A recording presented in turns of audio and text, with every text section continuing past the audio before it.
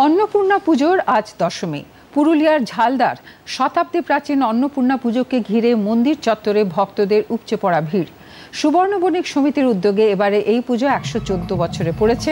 উদ্যোক্তাদের পক্ষে বিপ্লব কয়াল জানান, এই পুজো জেলার মানুষের কাছে আকর্ষণীয়।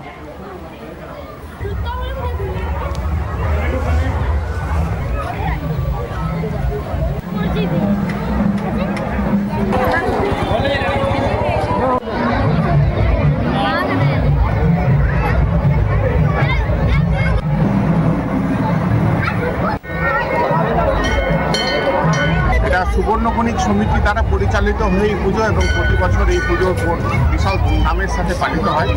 সারা সুবর্ণ বণিক সমাজ নয়, সারা ঝালদাবাসী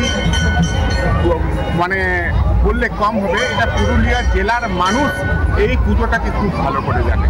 যে ঝালদাতে সুবর্ণ বণিক সমিতি দ্বারা একটা অন্নপূর্ণা পুজো হয় এবং এটা অনেক দূর দূর থেকে আমাদের যারা বোনরা মায়েরা যারা বিয়ে হয়ে যারা শ্বশুর বাড়ি চলে গেছে, এই পুজোকে কেন্দ্র করে তারা বছরের এই সময়টাতে তারা আবার বাপের বাড়িতে ফিরে আসে।